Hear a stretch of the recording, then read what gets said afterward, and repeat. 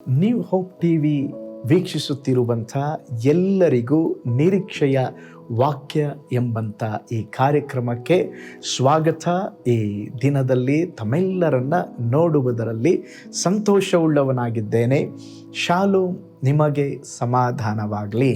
ಈ ದಿನ ದೇವರ ವಾಕ್ಯದ ಜ್ಞಾನಕ್ಕಾಗಿರುವಂಥ ವಿಷಯ, ಯೆಹೋವನೇ ನನ್ನ ಆರೋಗ್ಯದಾಯಕನು. ಅದಕ್ಕೆ ಆಧಾರವಾಗಿ ವಿಮೋಚನ ಕಾಂಡ 15ನೇ ಅಧ್ಯಾಯ 26ನೇ ವಚನ.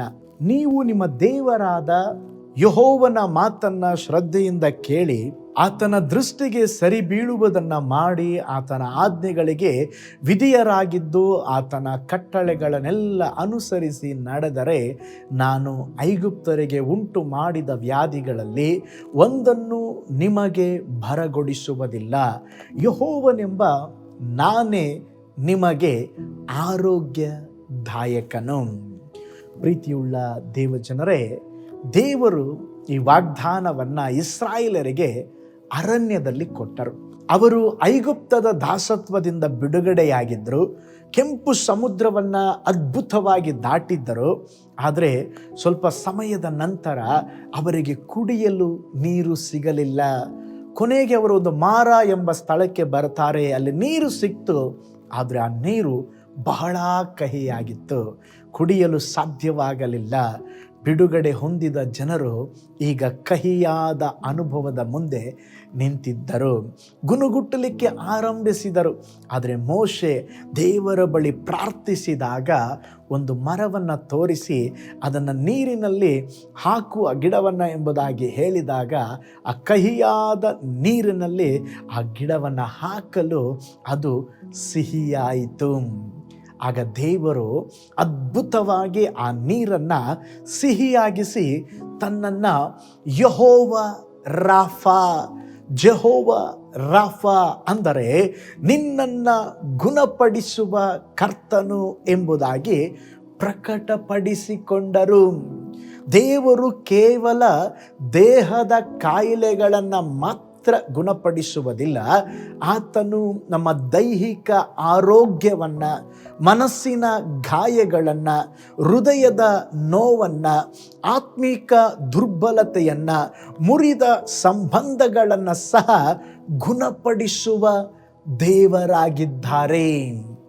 ಕೆಲವೊಮ್ಮೆ ನಮ್ಮ ಜೀವನದಲ್ಲಿ ಈ ಮಾರ ಅನುಭವಗಳು ಅಂದರೆ ಕಹಿಯಾದ ಅನುಭವಗಳು, ಅನಾರೋಗ್ಯ, ನಿರಾಶೆ, ಕಣ್ಣೀರು ನಮ್ಮನ್ನು ಸುತ್ತುವರಿಯಬಹುದು. ಆದರೆ ನಮ್ಮ ಕಹಿಯಾದ ಜೀವಿತವನ್ನು ದೇವರು ಸಿಹಿಯಾಗಿಸುವ ಶಕ್ತಿಯುಳ್ಳ ದೇವರಾಗಿದ್ದಾರೆ. ಇಂದು ನೀವು ಎದುರಿಸುತ್ತಿರುವ ಸಮಸ್ಯೆ ಎಷ್ಟೇ ದೊಡ್ಡದಾಗಿದ್ದರೂ ದೇವರು ಹೇಳುತ್ತಿದ್ದಾರೆ, ನಾನು ನಿಮಗೆ ಆರೋಗ್ಯದಾಯಕನು. ನಿಮ್ಮ ವೈದ್ಯರಿಗಿಂತಲೂ, ಔಷಧಿಗಳಿಗಿಂತಲೂ, ನಿಮ್ಮ ಪರಿಸ್ಥಿತಿಗಳಿಗಿಂತಲೂ ದೇವರು ದೊಡ್ಡವರಾಗಿದ್ದಾರೆ. ನೀವು ಅನಾರೋಗ್ಯದಿಂದ ಬಳಲುತ್ತಿದ್ದೀರಾ, ನಿರಾಶೆಯಿಂದ ಕುಗ್ಗಿ ಹೋಗಿದ್ದೀರಾ, ದೀರ್ಘಕಾಲದ ಸಮಸ್ಯೆಗಳಿಂದ ಬೇಸತ್ತಿದ್ದೀರಾ. ಇಂದು ದೇವರು ವಾಗ್ದಾನ ಮಾಡಿ ಹೇಳುತ್ತಿದ್ದಾರೆ, ಮಗನೇ, ಮಗಳೇ, ನಾನೇ ನಿನಗೆ ಪರಿಹಾರ ಕೊಡುವ ಯೆಹೋವ ರಾಫಾ, ಗುಣಪಡಿಸುವ ದೇವರು.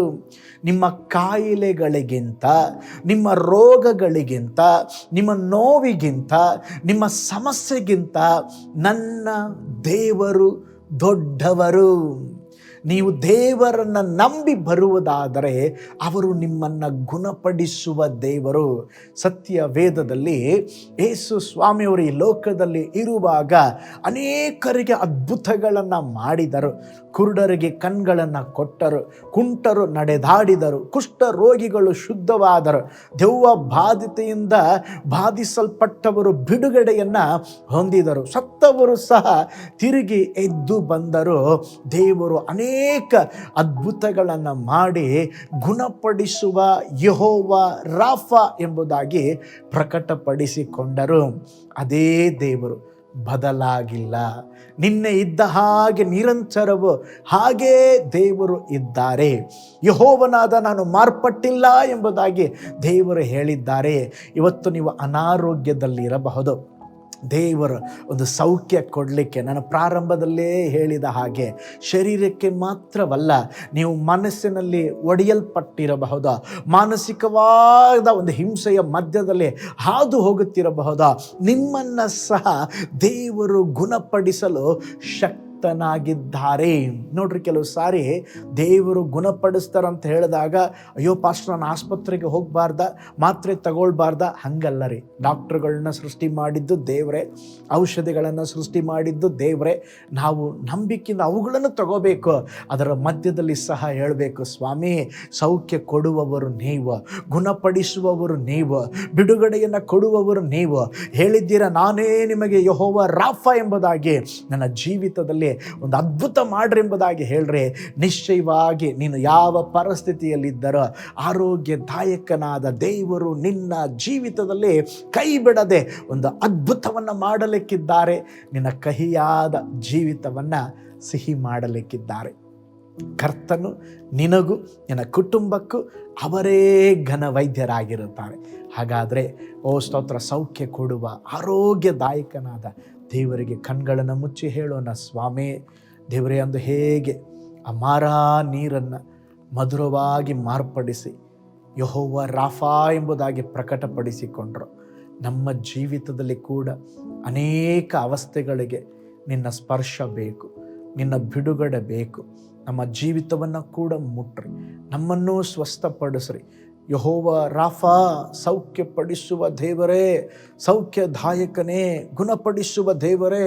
ಯಾರೆಲ್ಲ ಒಂದು ಅದ್ಭುತಕ್ಕಾಗಿ, ಬಿಡುಗಡೆಗಾಗಿ, ಶಾರೀರಿಕವಾಗಿ, ಮಾನಸಿಕವಾಗಿ ಒಂದು ದೇವರೇ ಒಂದು ಬಿಡುಗಡೆಗಾಗಿ ಕಾದಿದ್ದಾರೋ, ಯೇಸುವಿನ ನಾಮದಲ್ಲಿ ಒಂದು ಅದ್ಭುತ ಸಂಭವಿಸಲಿ ಎಂಬುದಾಗಿ ನಾನು ಪ್ರಾರ್ಥಿಸ್ತೇನೆ.